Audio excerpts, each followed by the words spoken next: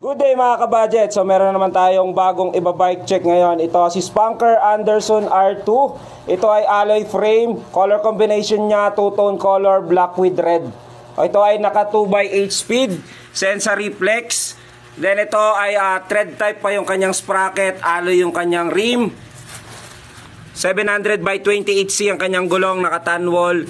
Yung kanya namang seat post ay bakal pa. Ito ay bolt type, stock pedal, spunker na rin yung kanyang saddle.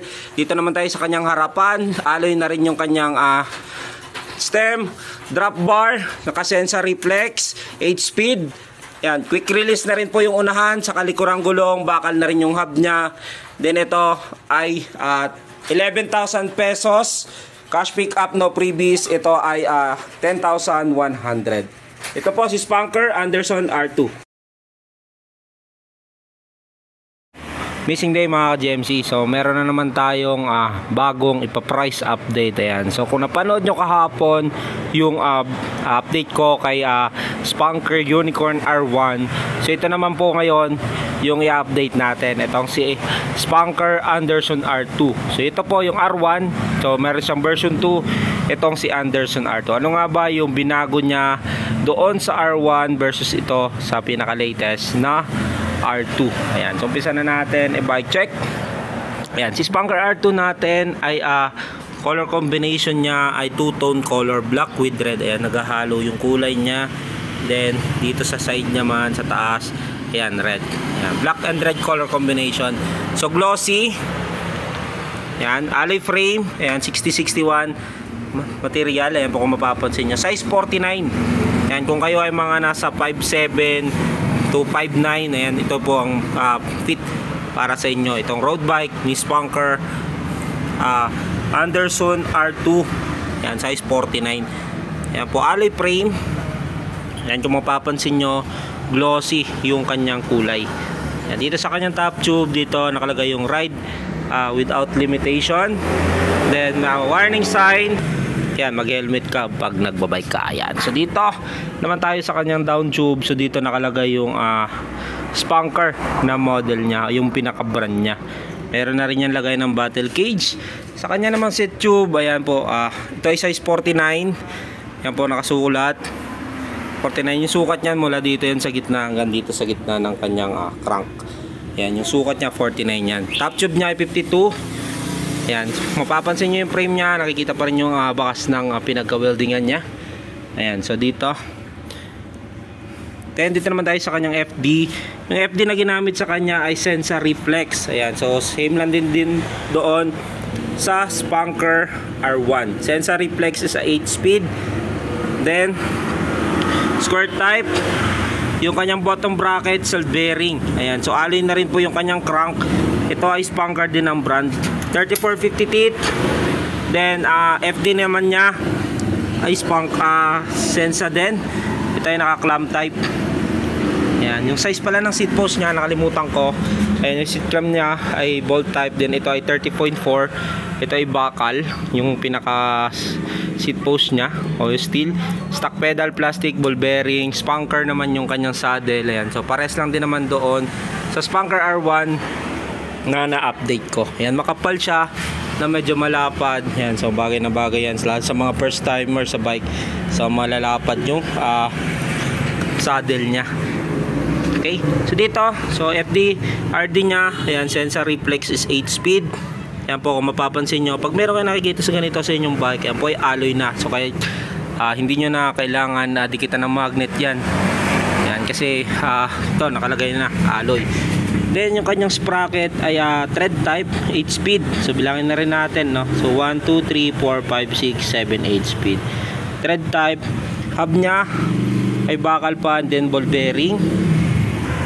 Rim naman nya ay naka triple wall alloy, 24 holes. Ayan, Spunker ang brand. Ayan, alloy na po ito. Yung gulong naman na ginamit sa kanya, ayan, Julier. Ayan po yung brand, no? So gum wall 700 by 28C yung lapad. So yun lang po, halos pares lang din doon sa nakalagay doon sa Spunker R1. Yan, so yung difference lang nito, ito ay naka disc brake na. So yung R1 natin ay naka rim brake, yung R2 ay disc brake na. So yun yung isang in-upgrade dito, version 2 Ayan, si Anderson R2. Ayan. So dito naman tayo sa kanyang unahan. Sa head tube niya, ito yung logo ng Spanker. Then medyo mahaba din yung kanyang head tube. Ayan, kung mapapansin nyo, haba niyan, no? So ito, ball bearing yung kanyang headset, stock lang din naman yan.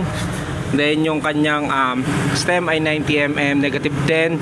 Ito ay alloy na. Then ang kanyang drop bar, alloy din po ito. Ayan, so ito sa shifter naman niya, ito ay Bripster. Ayan, so ito reflex 8-speed. Sa mga nagtatanong kung paano gamitin itong Sensa Reflex, ayan, so halos lahat po kasi ito ay magkasama na. Kasi yung STI natin naka-separate, no? So meron niyang pitikan dito yung kay STI, yung Shimano. Pero ito yung Reflex ay Sensa, so lahat papasok. Ayan, kung mapapansin nyo, double click, pagpababa, yan, pagpaangat naman yan, paangat sa double. Pag release, one click lang at a time. Yan, kung maparirinig nyo yung click nya, ayan, then preno, ito yung preno. Ito naman yung sa kanyang crank, ayan, sa crank nya, preno, then ganun din. Release nyan, mga 4 na pitik. Okay, so dito sa fork naman nya, fork nya is Spanker ang brand. Ito ay steel din. Yan, pero quick release na rin po yung kanyang gulong nito. Yan, harap tsaka likod. So madali siyang remove, no, o itanggalin. Ayan, so in advance nito yung R2 natin, as like I said, ito ay naka disc brake na. So sa mga gusto ng rim brake, doon kayo kay Spanker R1. Pero kung gusto niyo yung disc brake, dito kayo kay Spanker R2. Ayan din ito, ayan po, yung caliper nya, ayan, naka cable acquainted din. Philil ang brand, no. So yan yung caliper nya. So makable siya, yung mechanical. So halos lahat naman ng road bike natin ay mechanical o cable acquainted. Ayan, 160mm yung rotor, alay yung kanyang rim, triple wall, 700/28C, Julier ang gulong na ginamit sa kanya. Check naman natin yung kanyang cabling. Ayan, yung nagustuhan ko dito, internal cabling na to, si Spanker Anderson R2 natin. So yung shifter nya, yan, FD, RD ay dumaan dito sa kanyang down tube. Ayan, kung mapapansin nyo. Then yung preno niya sa likuran, dito naman dumaan sa top tube niya. So dito nakalagay yung R2, Anderson R2. Tagos yan dito sa kabila.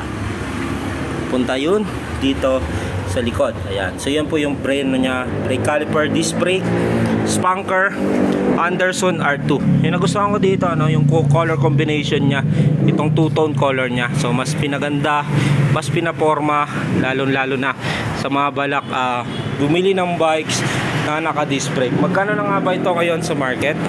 Yan, yung presyo nito ay 11,000 pesos. Ayan, to naka-alloy frame, silvering bottom bracket, alloy yung kanyang crank. Ayan po, rim nya, triple wall alloy. Then alloy na rin yan. Then stem alloy, drop bar alloy. Fork nya, tsaka yung seat post, ayan po lang yung bakal nya. Then 11,000 pesos. Available yan sa SRP niyan, TikTok and Shopee. With 6 freebies, glove tube, machine guard, arm sleeve, taillight, battle cage. Ngayon kung walk-in kayo dito, kung dito kayo malapit, no, so pwede nyo i-pick up dan dito. 10,100 cash pick up, no freebies. Ayan, so kung malapit kayo dito sa shop, so discounted kayo ng 900 pesos kay Spanker Anderson R2. Ayan, so comment down below kung okay sa inyo yung presyo nya, saka yung specs nito kay Spanker Anderson R2. Ayan, so mga naghanap ng disc brake, Spanker Anderson R2. So mga naghanap naman ng rim brake, yung R1 yung hanapin nyo. Ayan, so thank you and God bless.